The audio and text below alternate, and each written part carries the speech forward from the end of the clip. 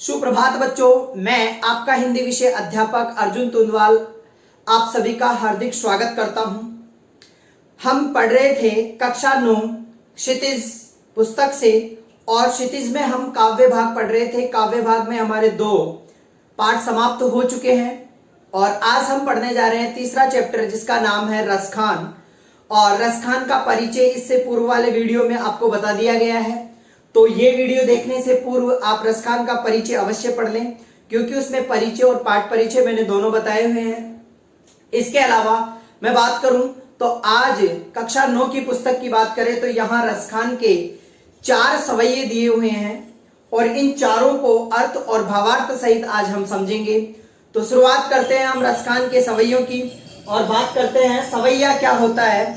सवैयों के बारे में मैं आपको बता दूं कि यह एक प्रकार का छंद होता है जिसमें 22 से लेकर 26 वर्ण होते हैं। किसी भी पंक्ति में अगर हम देखेंगे तो वहां 22 से लेकर 26 तक के वर्ण होते हैं। अगर 22, 23, 24, 25, 26 तक के वर्ण हो जाते हैं तो उसे बोलते हैं सवैया छंद। एक बार उदाहरण दे देता हूं मैं आपको। वर्ण गिनेंगे 1, 2, 3, 4, 5, 6, 7, 8, 9, 10, 11, 12, 13, 14, 15, 16, 17, 18, 19, 20, 21, 22, 23, 24। इसमें 24 वर्ण है, आधा वर्ण को गिना नहीं जाता है। इसी तरह पूरी पंक्तियों में 22 से लेकर 26 वर्ण ही होंगे, इसके अलावा कुछ भी नहीं होगा। तो रसखान के परिचय के बाद हम शुरुआत करते हैं रसखान के सवैयों की और शुरुआत करते हैं पहला सवैया। पहला सवैया 4 पंक्तियों का है, फिर दूसरा है, तीसरा है और चौथा है। इन सभी का हम अध्ययन करेंगे। तो शुरुआत करते हैं, सबसे पहले इनको पढ़ेंगे, फिर उसके बाद अर्थ और भावार्थ करेंगे। मानुष हो तो वही रसखानी बसो ब्रज गोकुल ग्वाम की ग्वारन, जो पशु हो तो कहा बस मेरो चरो चित नंद की धेनु मंझारन, पाहुन हो तो वही गिरि को जो कियो छरी छत्र पुरंदर धारण, जो खग हो तो बसेरो करो मिलकाल निकूल कदम्ब की डारन। ये हमने पढ़ा। इसमें प्रसंग मैंने इधर लिखे हुए हैं, आपको याद भी रखना है। तो पहला जो ये सवैया है इसमें कवि रसखान ने कृष्ण और कृष्ण भूमि के प्रति, अर्थात कृष्ण जहां रहते थे, कहां पर रहते थे, गोकुल में रहते थे, ब्रज में रहते थे, वहां की भूमि और कृष्ण के बारे में उनका जो अनन्य प्रेम भाव है उसका वर्णन यहां किया हुआ है या किया गया है। तो कृष्ण और कृष्ण भूमि के प्रति कवि की क्या सोच है। मानुष मनुष्य हो तो वही रसखान कहते हैं। बसो मतलब बसना, ब्रज मतलब ब्रज, गोकुल मतलब गोकुल, गांव मतलब गांव, ग्वारन, ग्वारन का मतलब होता है गवैया जिसे गाय चराते हैं। जो गाय चराने वाले ग्वाले होते हैं उनको बोलते हैं ग्वारन। तो रसखान जी का पहला मतलब क्या है। रसखान जी कहता है कि अगर मैं अगले जन्म में मनुष्य बनूं, अगर मैं अगले जन्म में मनुष्य बनूं और तो मेरी क्या इच्छा है, मैं ब्रज गोकुल के गांव के ग्वालों के बीच में बसना पसंद करता हूं। रसखान जी कहते हैं अगर मैं अगले जन्म में मनुष्य बनूं तो मैं ब्रज गोकुल गांव के ग्वालों के बीच में रहना पसंद करूंगा। इसी तरह जो पशु हो तो अगर मैं पशु बनूं, पशु, ये पशु वह लिखा हुआ है ब्रज भाषा का पशु है। अगर इसका रूप बदल देते हैं, अपभ्रंश कर देते हैं तो पशु बन जाएगा ये वाला पशु, ठीक है। अगर मैं पशु बनूं तो बस मेरो, अगर मेरा बस चले और मैं अगले जन्म में पशु बनूं तो चरूं, चरो मतलब चरना, नित मतलब रोजाना, नंद मतलब नंद बाबा, धेनु मतलब गाय, धेनु का मतलब होता है गाय और मंझारन का मतलब होता है बीच में।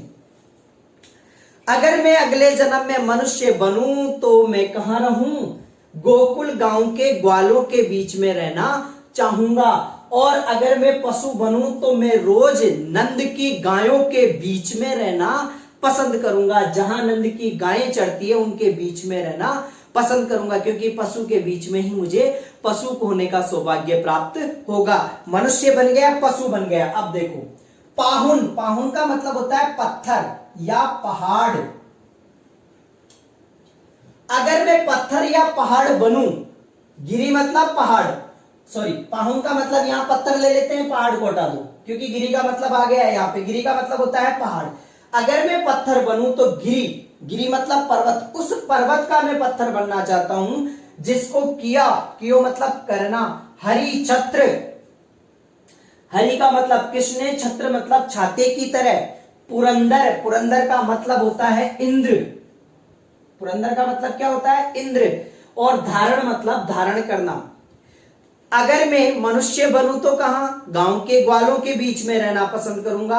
अगर पशु बनूं तो मैं उन गायों के बीच में रहना पसंद करूंगा जो ब्रज में चरती है। और अगर मैं पत्थर बनूं तो मैं उस पहाड़ का पत्थर बनना पसंद करूंगा जिस पहाड़ को श्री कृष्ण ने इंद्र के प्रकोप से बचने के लिए अपनी उंगली पर धारण किया था। किसकी तरह? छत्र मतलब छाते की तरह। जिस पत्थर को श्री कृष्ण ने अपनी उंगली पर धारण किया था उस पहाड़ का मैं पत्थर बनना पसंद करूंगा। अगर जो खग, खग का मतलब पक्षी, जो खग हो तो अगर मैं पक्षी बनूं तो बसेरो करूं, बसेरो का मतलब बसना, करूं मतलब करना, मिली मिलना, जहां मिलती है। कालिंदी, कालिंदी का मतलब लिख लो यमुना। कूल का मतलब किनारा। कदम्ब की डारन, कदम्ब पेड़ की डारन का मतलब होता है डाली, कदम्ब का डारन मतलब डाली।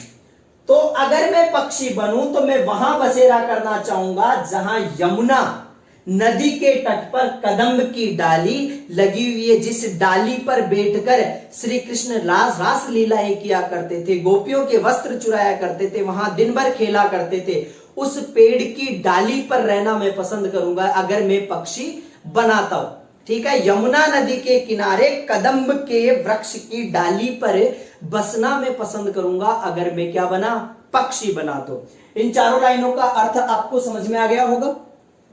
तो इसका प्रसंग है कृष्ण और कृष्ण भूमि के प्रति कवि का जो अनन्य भाव है, कवि का जो अनन्य प्रेम है, वह यहां वर्णन किया गया है।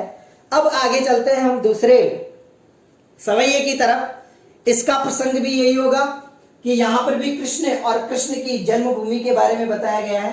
तो इसको पढ़ते हैं। आ लकुटी अरु कामरिया पर राज तिहु पुर को तज डारू, आठों सिद्ध नौ निधि के सुख नंद की गाय चराए बिसारू। रसखान कबो इन आखुन सो ब्रज के बान बन बान तड़ाग निहारू, कोटिक एकल दोध के दाम करील के कुंजन ऊपर वारू। यहां पर भी कृष्ण और कृष्ण भूमि के बारे में अनन्य प्रेम कवि का है, वही बताया गया है। देखते हैं। आ लकुटी या लकुटी, लकुटी का मतलब लकड़ी, लकुटी का मतलब क्या होगा? लकड़ी होगा। और कामरिया का मतलब होता है कंबल, कामरिया का मतलब क्या होगा? कंबल। अगर मुझे श्री कृष्ण की लकड़ी और कंबल मिल जाए तो राज तिहुपुर, तीनों पुरों का, तीनों पुरों का राज तजी डारू, तजी का मतलब छोड़ना, डारू त्याग देना, तजी डारू का मतलब छोड़ देना। अगर मुझे श्री कृष्ण का कंबल और उसकी जो लकड़ी मिल जाए तो मैं तीनों राज, तीनों पुरों, तीनों नगरियों का राज में उस पर भी क्या कर दूं? न्योछावर कर दूं। कहने का मतलब मुझे किससे प्रेम है? श्री कृष्ण की लकड़ी और उसके कंबल से प्रेम है। आठों सिद्धि, 8 प्रकार की सिद्धियां होती है। नवनिधि, 9 निधियां होती है। आठों सिद्धि और 9 निधियों के सुख नंद बाबा की गाय, गाय मतलब गाय, चराई मतलब चराना, चराई मतलब चराना, बिसारो मतलब छोड़ देना, छोड़ना। अगर मुझे नंद बाबा की गाय चराने का मौका मिल जाए तो मैं उस सुख के ऊपर 8 सिद्धि और 9 निधियों का सुख भी क्या कर दूं? न्योछावर कर दूं। अगर नंद बाबा की गाय चराने का मौका अगर मुझे मिल जाए तो मैं 8 सिद्धि और 9 निधियों का सुख भी उन पर क्या कर दूं? न्योछावर कर दूं। रसखान कबो इन आखन सु ब्रज के बान तड़ाग निहार। रसखान जी कहते हैं कबो इन आंखों से, कब इन आंखों से ब्रज के वन और बाग, कहने का मतलब वन उपवन, तड़ाग, तड़ाग मतलब सरोवर, निहारो मतलब निहारो। रसखान जी कहते हैं कि कब मुझे ऐसा सौभाग्य मिलेगा कि मैं ब्रज जहां श्री कृष्ण का वास था वहां पर मैं उसके वन और बाग, तड़ागों को निहारना पसंद करूंगा। कोटिक एकल धोध के धाम करील के कुंजन ऊपर वालों। कोटिक का मतलब होता है करोड़ों, कोटिक का मतलब क्या होता है? करोड़ों। कल धोध के धाम होता है सोने के महल, सोने के महल। करील के कुंजन, करील के कुंजन होता है कटीली, ब्रज की कटीली झाड़ियां, ब्रज की कटीली झाड़ियां, ऊपर वारो, ऊपर न्योछावर करना।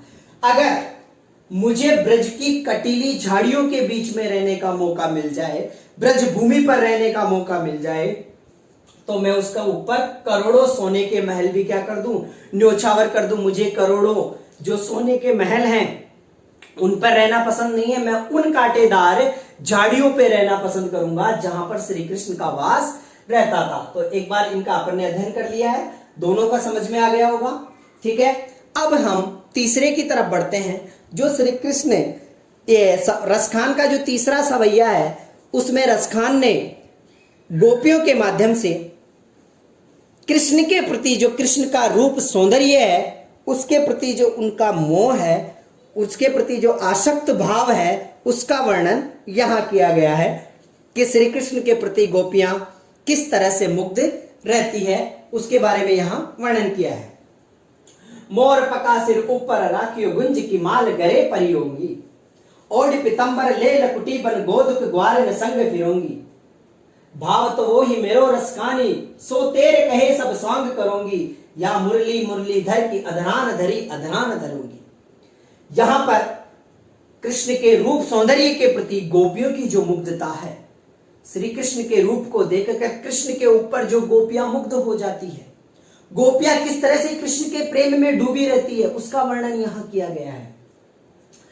अब गोपी कहती है, एक सखी या एक गोपी अपनी दूसरी सखी से कह रही है रसखान के माध्यम से, मोर पका सिर ऊपर राखियो, मोर पंख सिर पे लगाऊंगी, रखूंगी। मोर पंख सिर के ऊपर क्या करूंगी, रखूंगी। गुंज की माल गले पहरूंगी, गले का मतलब गले में, पहरूंगी का मतलब पहनना। अगर श्री कृष्ण जैसा मुझे बनने का मौका मिल जाए, या श्री कृष्ण का जैसा स्वांग अगर मुझे करने का मौका मिल जाए, तो मोर पंख कहां लगाऊंगी, सिर के ऊपर रखूंगी। और गुंज की माला, एक गुंज है जो बच्चे पहनते हैं, एक कमल गट्टे के समान की माला होती है जो श्री कृष्ण पहना करते थे, उसी माला को पहनने की कोशिश कौन करेगी, गोपियां करेगी। जिस तरह से कृष्ण वह माला पहना करते थे, वही माला मैं अपने गले में धारण करूंगी। और पितंबर ले लकुटी बन, जिस तरह से श्री कृष्ण पीले वस्त्र पहना करते थे, उसी तरह मैं भी क्या करूंगी, पीले वस्त्र पहना करूंगी। और ले लकुटी, लकुटी मतलब लकड़ी, और अपने हाथ में लकड़ी लेकर वन वन में गोधन ग्वार निसंग फिरूंगी, गायों और ग्वालों के संग क्या करूंगी, फिरूंगी। अगर ऐसा स्वांग करने का मौका मुझे मिल जाए तो गायों और ग्वालों के साथ, संग का मतलब साथ, फिरूंगी का मतलब फिरना, घूमना। भाव तो का मतलब भाना, अच्छा लगना। वही मेरो मुझे, रसखानी रसखानी, सो तेरे कहे, जो तेरे कहने पर सब स्वांग करूंगी। रसखान कहते हैं, अगर कृष्ण जैसा स्वांग करने का मुझे मौका मिल जाए तो तेरे कहने पर वह स्वांग भी मैं करने को तैयार हूं। स्वांग मतलब श्री कृष्ण का जैसा बनना। या मुरली मुरलीधर की अधरान धरी अधरान धरूंगी, ये सारे काम मैं करूंगी, परंतु या मुरली, जो मुरली मुरलीधर श्री कृष्ण की के अधरान, होठों पर धरी, धारण करी हुई है, अधरान धरूंगी, मेरे होठों पर, न मतलब नहीं धरूंगी मतलब धारण नहीं करूंगी। मोर पंख लगाऊंगी, गुंज की माला पहनूंगी, पीतंबर ओढ़ूंगी, लपटी लेकर ग्वारों के संग फिरूंगी, ये सारे स्वांग करूंगी, पर उस मुरली को मैं अपने अधरों पर कभी धारण नहीं करूंगी जिस अधरों पर किसने धारण किया है, श्री कृष्ण ने धारण किया है। इसका राज यह है कि गोपियां उस मुरली को अपनी सोत समझती है, पराई समझती है, क्योंकि जिस मुरली ने श्री कृष्ण के होठों को छू लिया तो कहने का मतलब वह तो गोपियों की सोत हो गई या नहीं हुई, हो गई। तो उस मुरली को कभी गोपियां धारण नहीं करना चाहती है। आगे देखो, अगला जो सवैया है उसमें श्री कृष्ण की मुरली और उसकी जो मुस्कान है, श्री कृष्ण की मुस्कान है, उसका प्रभाव गोपियों पर पड़ता है, उसका वर्णन यहां किया गया है। तो हम अब अंतिम सवैये की बात करेंगे। काननि दे उंगरी रही वो, जब ही मुरली धुनि मंद बजे ही, मोह नितानन सोरस कानी, अटा चढ़ी गोदन गे है तो गे, तेरी कहो सिगरे ब्रज लोगिनी, काली को कितनो समझे ही, मायरी वा मुखरी मुस्कानी, संहारी न जय ही न जय ही न जय ही। यहां पर श्री कृष्ण की मुरली और उसकी मुस्कान के प्रभाव का वर्णन कवि द्वारा किया गया है। तो हम बात करते हैं यहां पर काननी दे उंगरी रही वो, गोपियों की बात करी गई है। जब ही मुरली धुनि मंद बजाए, काननी कान में, दे मतलब देना, उंगली मतलब उंगली, रही वो को मतलब धारण करना। जब मुरली धुनि, मुरली की धुन मंद बजेगी, मंद मतलब धीरे बजेगी। जब श्री कृष्ण अपनी मुरली की धुन मंद बजाएंगे तब अपने कानों में हम क्या डाल लेंगे, उंगली डाल लेंगे, हम उनकी ध्वनि नहीं सुनेंगे। मोहिनी तानन सोरस कानी अटाचड़ी गोदन गेह की गेह, मोहिनी मंद रूपी तान के साथ अटा, अटा का मतलब होता है चोटी, चढ़ मतलब चढ़कर, गोधन श्री कृष्ण मतलब गायों के साथ जाते थे तो गोवर्धन पर्वत मान लो, या गोधन का मतलब यहां पे गोवासी मान लो। गेह तो गेह ग्रहण करना, दोनों लाइन का अर्थ समझा रहा हूं कि जब श्री कृष्ण अपनी मंद ध्वनि के साथ या श्री कृष्ण एक ऊंची चोटी पर चढ़कर मंद ध्वनि के साथ मुरली बजाते हैं तो हम हमारे कानों में क्या कर लेंगे, उंगली दे लेंगे। हम उस मंद ध्वनि को सुनना पसंद नहीं करेंगे। क्यों?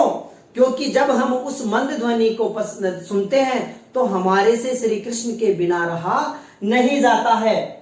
टेरी, टेरी कहो, तो टेरी मतलब टोकना, कहो मतलब कहना, सिगरे सभी ब्रज लोगिन, ब्रजवासियों को, मैं आज सभी ब्रजवासियों को टोक रही हूं। काली कल कहूं कोई कितनों कितना भी समझाए समझा लेना, आज मैं सभी ब्रजवासियों को टोक रही हूं, कल मुझे आप कितना ही समझा लेना, मैं समझूंगी नहीं। क्योंकि जो श्री कृष्ण की ये मंद ध्वनि है, मुरली की ध्वनि है, ये मेरे कानों को जब लग जाती है तो मुझसे रहा नहीं जाता है। मायरी मां वा मुख, उस मुख की मुस्कानी मुस्कान, संभारी संभाली, न जई नहीं जाती है, नहीं जाती है, न जई नहीं जाना, नहीं जाना, नहीं जाना।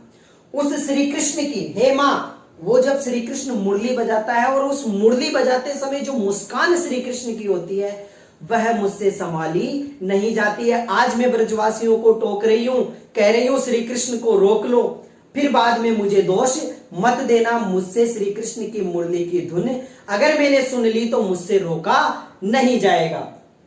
तो हमने चारों सवैये पढ़ लिए हैं और अब चारों सवैयों का हिंदी अर्थ में एक बार फिर से बता देता हूं।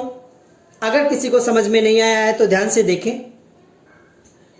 डायरेक्ट हिंदी अर्थ करूंगा। मनुष्य वही है, सॉरी, रसकान जी कहते हैं कि अगले जन्म में अगर मैं मनुष्य बनूं तो गोकुल गांव के गायों के बीच में रहना पसंद करूंगा। अगर मैं पशु बनूं तो उन गायों के बीच में रहना पसंद करूंगा जहां नंद बाबा की गायें श्री कृष्ण चराया करते थे। अगर मैं पत्थर बनूं तो वह पत्थर बनना पसंद करूंगा कि जिस पहाड़ को श्री कृष्ण ने अपनी उंगली पर धारण किया था और इंद्र के प्रकोप से ब्रजवासियों को बचाया था। अगर मैं पक्षी बनूं तो मैं वहां वो पक्षी बनना चाहता हूं जो यमुना नदी के किनारे कदम की डार पर बैठा करता था।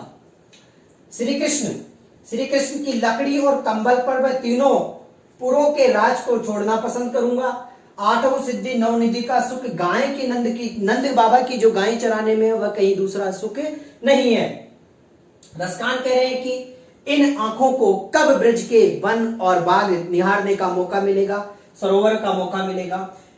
अगर ब्रज की कटीली जो झाड़ियां हैं उसके ऊपर तो मैं करोड़ों सोने के महल भी न्यौछावर करने को तैयार हूं। अब यहां पर कृष्ण के सौंदर्य की बात है और गोपी दूसरे गोपी से कह रही है कि मोर पखा, मैं ऐसा स्वांग करूंगी कि श्री कृष्ण की तरह अपने सिर पर क्या लगाऊंगी, मोर पंख लगाऊंगी, गुंज की माला अपने गले में धारण करूंगी, पीतांबर पीले वस्त्र पहनना पसंद करूंगी और लकड़ी लेकर गांव के ग्वालों के बीच में फिरूंगी। परंतु उस मुरली को मैं कभी धारण नहीं करूंगी जो श्री कृष्ण अपने होठों से छूकर बजाया करते थे, क्योंकि वह हमें हमारी सोच की याद दिलाती है। अगर श्री कृष्ण मंद एक ऊंची चट्टान पर चढ़कर और मंद ध्वनि के साथ मुरली बजाया करते हैं तो हम हमारे कानों में उंगलियां धारण कर लेंगे, क्योंकि हम उस मुरली की जो ध्वनि है उसको सहन नहीं कर पाती हैं। आज मैं सारे ब्रजवासियों को टोक रही हूं कि श्री कृष्ण को रोक लो, कल मुझे दोष मत देना, क्योंकि श्री कृष्ण जब मुरली बजाते हैं तो उनकी मुस्कान और मुरली की ध्वनि देखकर मैं अपने आप को कभी रोक नहीं सकती हूं। इसलिए मुझसे उनकी मुस्कान देखे बिना फिर सहा नहीं जाता है, नहीं जाता है, नहीं जाता है। ये रसखान के सवैये हैं, इनका हिंदी अर्थ अगर आपको फिर से ही समझ में नहीं आया है तो एक बार फिर से अवश्य इसका वीडियो दोबारा देखें और आप अर्थ ग्रहण करें। आज अगर आप इसके अर्थ को ग्रहण कर लेते हो तो भविष्य में आपको कभी समस्या नहीं आएगी, रसखान पढ़ने की आवश्यकता नहीं आएगी। सभी इसका ध्यान अर्थपूर्वक ग्रहण करें, समझें। आगे का वीडियो में लेकर आऊंगा, तब तक के लिए धन्यवाद। जय हिंद।